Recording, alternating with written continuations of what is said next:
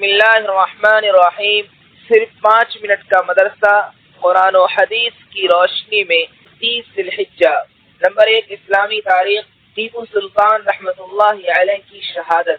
ٹیپو سلطان رحمۃ اللہ علیہ کی دشمنوں سے آخری جنگ کے موقع پر سیکریٹری حبیب اللہ نے عرض کیا، حضور وقت کا تقاضا ہے کہ اپنی جان اور اپنے شہزادوں کی یتیمی پر رحم کیجیے۔ تو سلطان نے کہا، میں اپنی ذات اور اولاد کو دین محمدی پر قربان کرنے کا فیصلہ کر چکا ہوں۔ میرے میر صادق کی غداری سے دشمن کی فوج قلعہ میں داخل ہو گئی۔ بادشاہ نے کھانے کا لقمہ اٹھایا ہی تھا کہ اپنے وفادار فوجی عبدالغفار کی شہادت کی خبر سن کر فرمایا، ہم بھی اب کچھ دیر کے مہمان ہیں۔ یہ کہہ کر میدان جنگ میں کود پڑے اور کافی دیر تک لڑتے رہے، یہاں تک کہ قلعہ پر دشمنوں کا قبضہ ہو گیا۔ چنانچہ ان کے غدار خادم راجہ خان نے کہا، اپنی جان کی حفاظت کے لیے اپنے آپ کو دشمن کے حوالے کر دو۔ تو جلال میں آ کر کہا، میرے نزدیک شیر کی ایک دن کی زندگی گیدڑ کی 100 سالہ زندگی سے بہتر ہے۔ جسم پر کئی گولی لگنے کے باوجود شام تک لڑتے رہے۔ ایک غدار کا سلطان کی طرف اشارہ کر کے دشمنوں کے افسر کو خبردار کرنا تھا کہ چاروں طرف سے گولیوں کی بارش ہونے لگی اور سینے پر گولی لگتے ہی وہ زمین پر گر گئے۔ ایک سپاہی نے موقع غنیمت پا کر ان کی ہیروں سے جڑی تلوار نکالنے کی کوشش کی تو ایسی نازک حالت میں بھی حملہ کر کے ایک سپاہی کو جہنم رسید کر دیا۔ پھر سر پر گولی لگنے کی وجہ سے 4 مئی سن 1799 عیسوی کو جام شہادت نوش فرمایا۔ اگلے دن شاہی اعزاز کے ساتھ اپنے والد حیدر علی کے پہلو میں دفن کر دیے گئے۔ نمبر 2، اللہ کی قدرت۔ ہوا میں آواز۔ ہوا انسانی زندگی کے لیے ضروری ہے، اس کے بغیر کوئی بھی جاندار زندہ نہیں رہ سکتا۔ ہوا ہی کی مدد سے ہم ایک دوسرے کی آواز سنتے ہیں۔ چاند پر ہوا نہ ہونے کی وجہ سے آواز نہیں سنی جا سکتی۔ ہوا میں لہریں ہوتی ہیں، یہ آواز کی لہریں فضا میں پھیل کر کانوں کے پردے سے ٹکراتی ہے، جس سے کان کے پردے کی پتلی جھلی تھرتھرانے لگتی ہے۔ وہ فوراً دماغ کو اس کی خبر دیتی ہے۔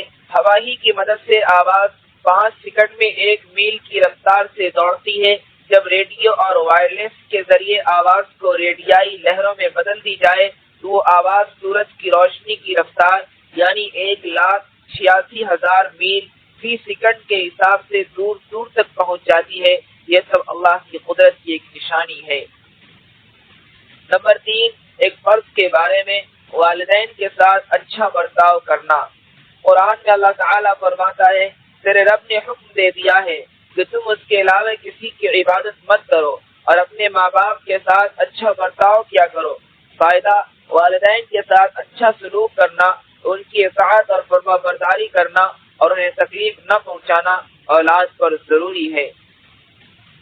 نمبر 4، ایک سنت کے بارے میں اسمت سرما لگانا۔ حضرت ابن عباس رضی اللہ عنہما فرماتے ہیں کہ رسول اللہ صلی اللہ علیہ وسلم ہر رات سونے سے پہلے 3 مرتبہ اسمت سرما لگایا کرتے تھے۔ نمبر 5، ایک اہم عمل کی فضیلت، درخت لگانا۔ رسول اللہ صلی اللہ علیہ وسلم نے فرمایا، جو بھی مسلمان درخت لگاتا ہے یا کھیتی کرتا ہے پھر اس میں سے کوئی پرندہ، انسان یا جانور کھاتا ہے تو اس کے لیے صدقہ ہے، یعنی صدقے کا ثواب ملے گا۔ نمبر 6، ایک گناہ کے بارے میں متکبر کی سزا۔ رسول اللہ صلی اللہ علیہ وسلم نے فرمایا، قیامت کے دن تکبر کرنے والے چیونٹیوں کے برابر جسموں میں اٹھائے جائیں گے، ان کی صورتیں انسان کی ہوں گی، ان کے لیے ہر طرف ذلت ہی ذلت ہوگی۔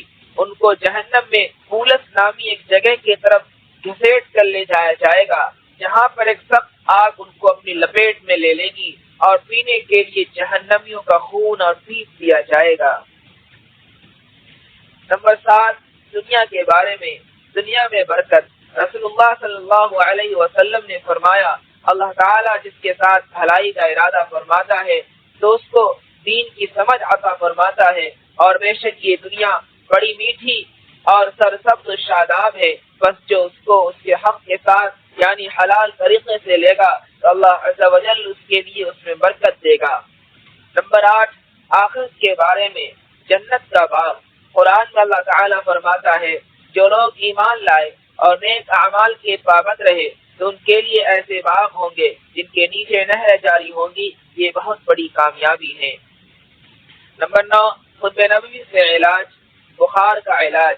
رسول اللہ صلی اللہ علیہ وسلم نے فرمایا جسے بخار آ جائے تو وہ 3 دن غسل کے وقت یہ دعا پڑھے تو اسے شفا حاصل ہوگی۔ بسم اللہ اللہم انما اغتسلت رجاء شفائک وتصدیق نبیک محمد صلی اللہ علیہ وسلم۔